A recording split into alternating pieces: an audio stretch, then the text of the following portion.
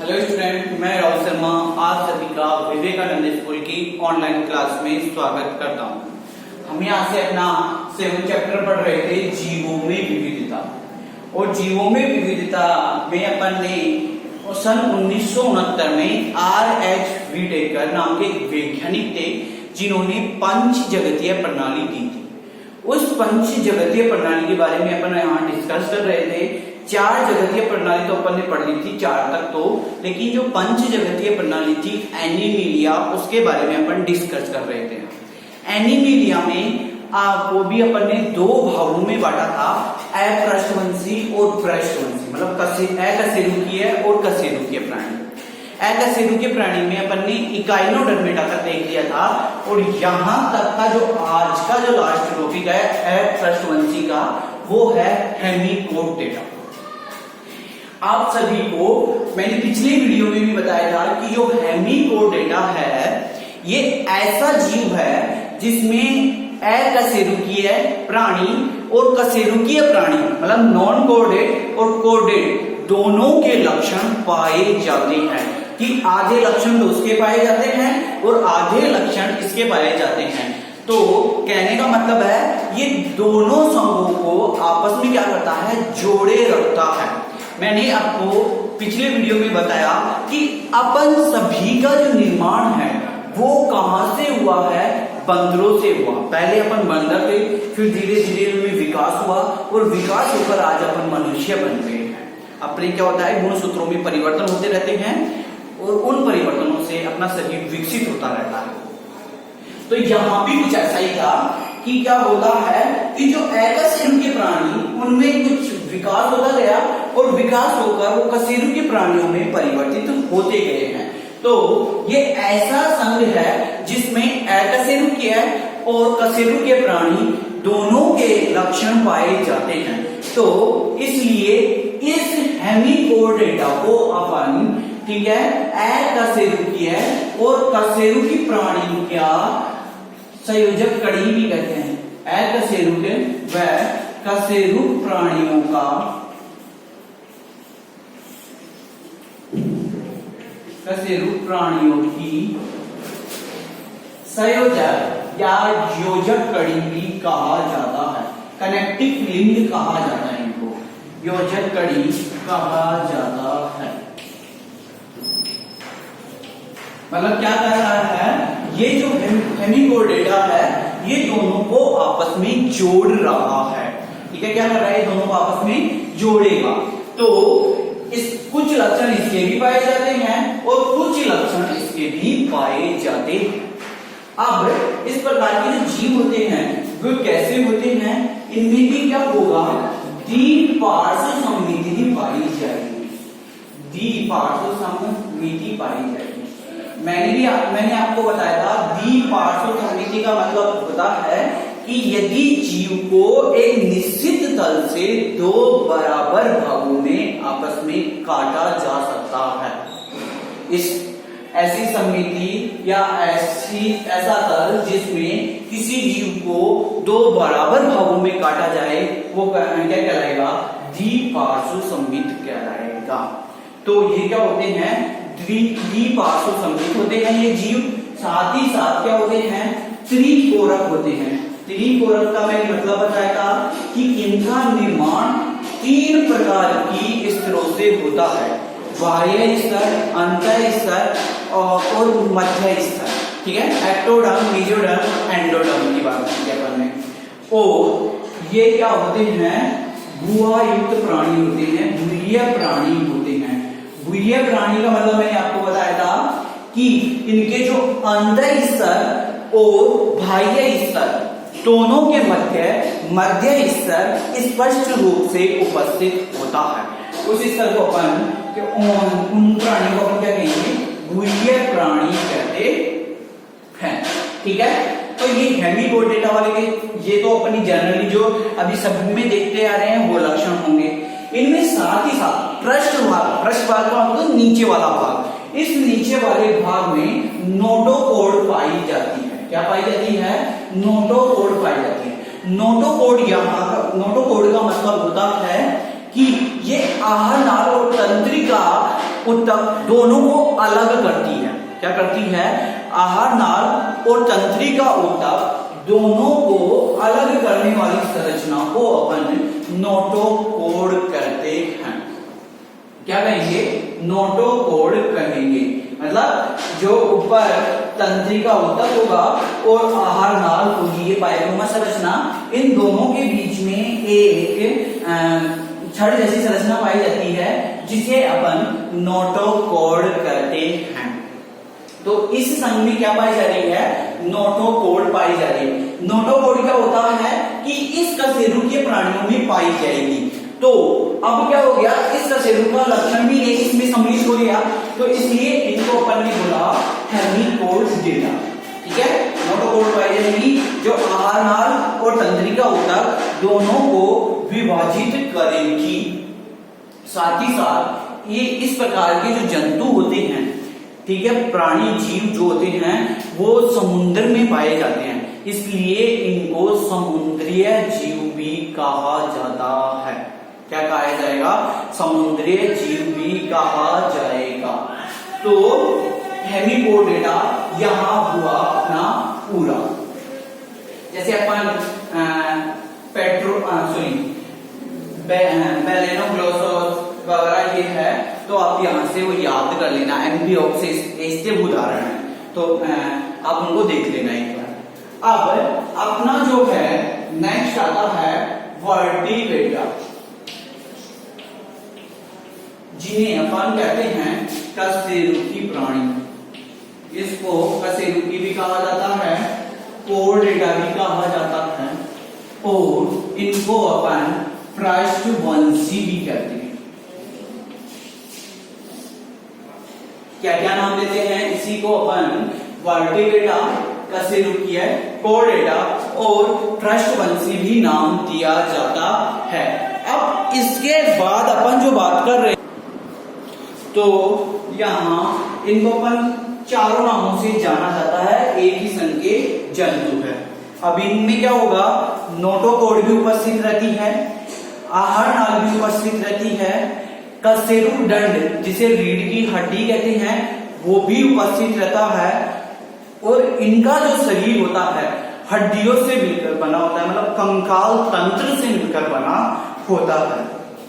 तो इस वर्टिब्रेटा में अपन पहला वाला जो भाग पढ़ेंगे वो है साइक्लोस्टोमेटा।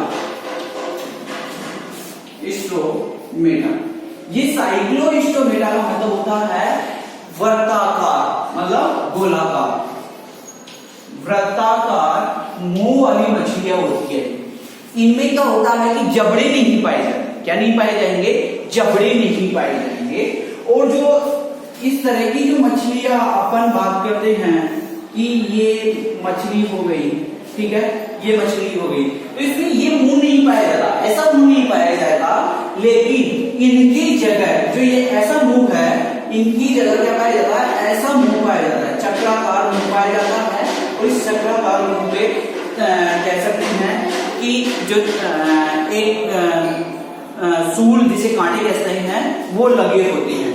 तो साइक्लोस्टोमेटा मतलब होता है वर्ताकार मुख पाया जाता है इनमें, कि इनका जो मुंह होता है कैसा होता है?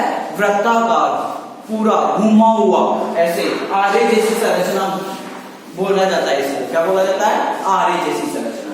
और ये मछलियां जो होती है ये जल में रहती है, समुद्र में रहती है, और समुद्र में रहने के साथ साथ ये परजीवी के रूप में कार्य करती है। मतलब दूसरे जीवों के ऊपर रहकर अपना भोजन ग्रहण करती है। जैसे मान लिया कि ये मछली है, तो इस मछली के ऊपर ये रहेगी, यहां से अपना क्या करेगी? भोजन ग्रहण करेगी। इसीलिए इनको परजीवी के रूप में भी जाना जाता है। तो इसका जो उदाहरण है अपने पास पेट्रोमाइजोन, हैगफिश, हैग मछली को दूसरा नाम जाना जाता है चुड़ैल मछली के नाम से भी जाना जाता है। इससे आगे की जो है वो अपन पढ़ेंगे मत्स्य संघ के बारे में, मछलियों के बारे में, उसके बारे में। तो हम यहां से सेकंड की बात करेंगे, साइक्लोइस्टोमेटा की तो बात कर लिया अपन ने, वर्ताकार मुंह होता है जो। अब इससे आगे वाली जो मछलियां है वो अपन बात करेंगे मत्स्य संघ की। इस मत्स्य संघ में क्या होगा, सभी प्रकार की मछलियों को सम्मिलित किया जाता है। मत्स्य, देखिए अगर आप इनको अब यदि आप इनको जबड़े रहित मछलियां भी बोल सकते हैं, जबड़े रहित मछलियां, मतलब इन मछलियों में जबड़े नहीं पाए जाते हैं, जबकि ये मत्स्य संघ वाली जो मछलियां हैं इनमें जबड़े पाए जाते हैं। तो इन सभी मछलियों की बात करेंगे, ये मछलियां होती है लवणीय और अलवणीय दोनों प्रकार के जल में पाई जाती है, मतलब समुद्र के जल में भी पाई जाती है और जो बाहर जो अपने पीने का जो पानी है उसमें भी खारे और मीठे दोनों पानी में पाई जाती है इस प्रकार की मछलियां। इनमें साथ ही साथ क्या पाया जाएगा, जबड़े पाए जाते हैं। जबड़े पाए जाने के कारण इनमें जबड़ों के जो पास है, जैसे अभी अपन ने ये एक डायग्राम बनाया एक मछली के मुंह का, इस डायग्राम के पास में अपन ने क्या देखा, यहाँ एक पंख जैसी संरचना होती है, यहाँ एक पंख जैसी संरचना होती है और साथ ही साथ यहाँ आपको डाइजेस्ट की हुई संरचनाएं मिलेगी जिन्हें अपन क्लोम कहते हैं। इनको तो अपन फिन कहेंगे, इनको अपन क्लोम कहेंगे। ये तो इनके तैरने के काम में आते हैं और ये जो क्लोम होते हैं ये क्या करते हैं कि ये क्लोम इनको श्वसन की क्रिया करने में सहायक होते हैं, कि ये इसी से क्या करते हैं, सांस लेते हैं। जो पानी में घुली हुई ऑक्सीजन का उपयोग किया जाता है क्लोम छिद्र द्वारा। क्लोम छिद्र द्वारा पानी में घुली हुई ऑक्सीजन का उपयोग करके वहां अंदर तक इनको पानी को लिया जाता है। तो साथ ही साथ कुछ ऐसी मछलियां भी होती है जो करंट लगाती है और साथ ही साथ कुछ ऐसी मछलियां भी होती है जो जहर उत्पन्न करती है। जहर उत्पन्न करने वाली मछलियों को अपन विषैली मछलियां कहते हैं और जो विद्युत उत्पन्न मतलब जो करंट उत्पन्न करने वाली है उनको अपन विद्युत मछलियों के नाम से भी जाने जाते हैं। और कुछ सामान्य मछलियां होती है जो अपने खाने में काम में ली जाती है, जैसे रोहू, कतला वगैरह। ये मत्स्य संघ की अपन ने बात कर ली और साथ ही साथ इनकी जो ये त्वचा होती है ना, ये मोटी चर्बी युक्त होती है जो इनको प्रतिकूल परिस्थितियों से बचाती है। प्रतिकूल परिस्थितियों का मतलब होता है कठिन परिस्थितियों से यहाँ इनको बचाए रखेगी। या अत्यधिक पानी ठंडा हो गया तो उस ठंडे पानी से बचाएगी, गर्मी उत्पन्न करेगी, इनके शरीर में ऊर्जा उत्पन्न करेगी। और या पानी अत्यधिक गर्म हो गया तो शरीर को इनके शरीर को बचाएगी।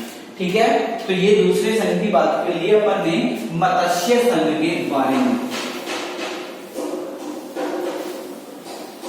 इसके बाद सबसे जो बढ़िया है वो सबसे मोस्ट और सबसे जिसको बढ़िया अपन ने पिछले वीडियो में भी देखा था, ये उभयचर प्राणी की बात करते हैं। उभयचर मतलब जल और स्थल चर के बारे में बात करेंगे। जल और स्थल चर के बारे में अपन बात करेंगे। मतलब मैंने आपको जैसे प्लांटी जगत था, उस प्लांटी जगत में थैलोफाइटा के बाद में ब्रायोफाइटा पढ़ाया था और ब्रायोफाइटा को अपन ने बोला था कि इनको पादप जगत का उभयचर भी कहा जाता है। उभयचर का मतलब था कि ये जीव जो होते हैं दो स्थानों पर रहते हैं। कहां कहां, एक तो नमी वाले क्षेत्र पे थे और एक जल वाले क्षेत्र पे थे। मतलब बढ़ने के लिए तो उनको नमी चाहिए और जनन करने के लिए उनको जल की आवश्यकता होती है। तो इस प्रकार वो दो जगहों पे अपना जीवन यापन करते थे। तो ऐसे ही ये है, उभय का मतलब होता है दो और चर का मतलब होता है स्थान।